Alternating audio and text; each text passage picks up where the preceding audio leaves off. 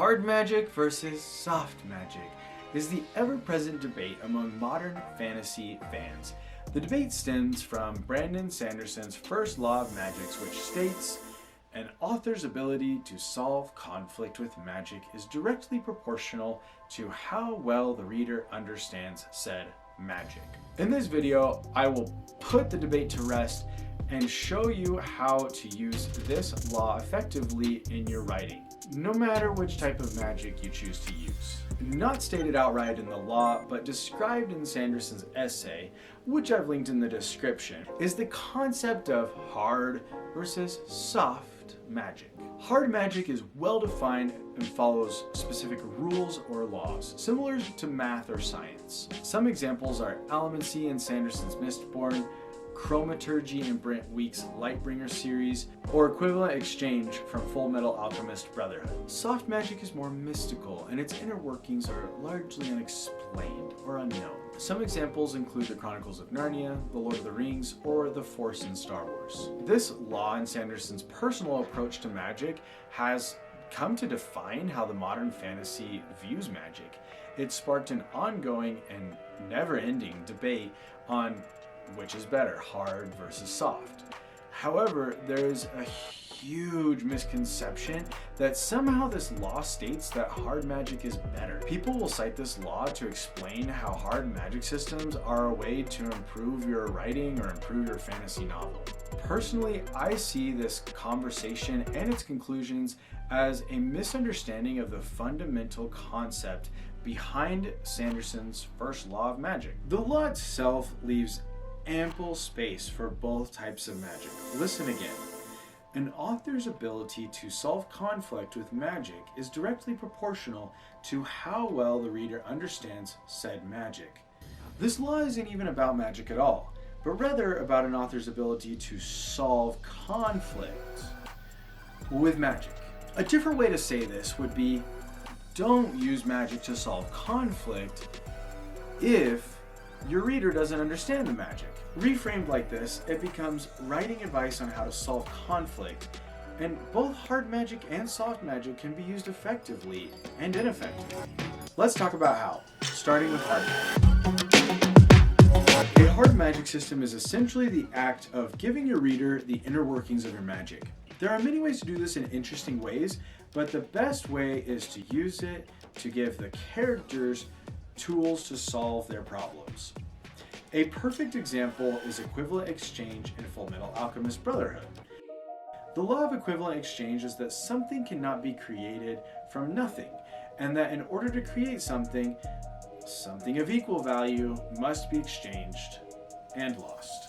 In the opening of the story, two young brothers, Alphonse and Edward, attempt to bring their mother back to life through alchemy. But because of this law, they must give something of equal value, and Alphonse becomes the sacrifice in a horrible twist of events. This law now defines the brothers, and by extension, the series. And the reader's understanding of the magic, both in concept and the stakes it poses for the brothers, makes magic an amazingly satisfying way to solve conflict. While hard magic systems can serve as beautiful character growth and clutch plot resolutions, they have their drawbacks. They can be boring if not rooted in the characters. And even when rooted in the characters, they can turn into info dumps and tedious exposition. They can also get complicated and difficult to understand and follow, and confusing readers won't leave them satisfied. I promise. There are many ways to handle the complexities in hard magic systems. 1. Only give the reader the information they need to know. The original Mistborn series sticks to a few basic ideas in the first novel and then dives deeper in later books. Speaking of, 2. Go deeper, not wider. The deeper you take the reader into a concept, the better the reader will understand it. In contrast, introducing too many concepts will spread the reader thin. 3. Repetition.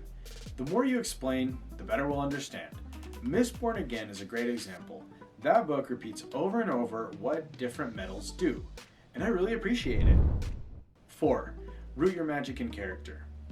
Readers invest in character. and will work to understand things that matter to your characters. Fullmetal Alchemist, again, is an amazing example. The main characters are practically synonymous with equivalent exchange for how much it's affected their lives. We care so much more about the magic because of how connected we are with the characters. Soft magic is loosely defined and typically vague. The Chronicles of Narnia is perhaps notorious for this type of magic.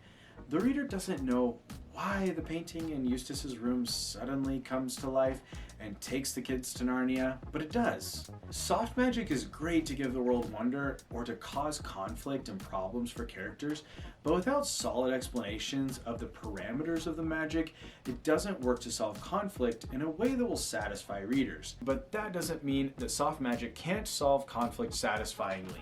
It just means the reader needs some parameters if you want to use magic to solve conflict. The Chronicles of Narnia is a perfect example of this. In The Lion, the Witch, and the Wardrobe, Father Christmas visits the children and gives them each a gift. Lucy is given a cordial that will cure almost any ailment. While we may not know how this item works, we know what result it will achieve when used. So when Lucy uses it to heal those wounded and those frozen in the battle against the White Witch, not only do we, the reader, understand what's happening, it's a very satisfying way to resolve a conflict. I highly doubt that we would feel any different if we understood the inner workings of the medicine or how to harvest or synthesize it or whatever. However, if Father Christmas had given Lucy a mystery liquid and winked and said, "You'll know when to use it," it wouldn't work as satisfying conflict resolution at all. Some tips on how to use soft magic. 1. Just don't use it to solve conflict. Let it cause all kinds of problems or be a source of wonder or whatever you want to do. But when it comes to solving conflict, stay away. But if you don't want to stay away, 2. Give the reader the information they need to know. The example I gave in the Chronicles of Narnia is a great example of this. 3. Use magic to open more questions. In the first Harry Potter novel, Quirrell, with Voldemort in the back of his head, touches Harry.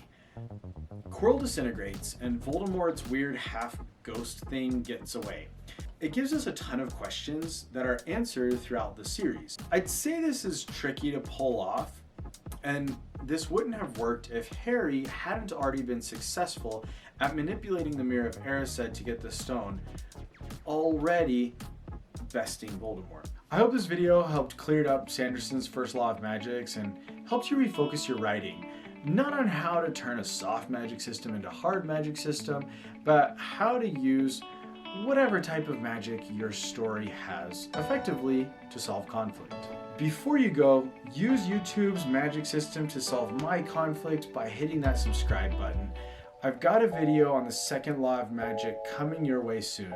In the meantime, check out this playlist full of writing tips based on my studies of expert level storytellers.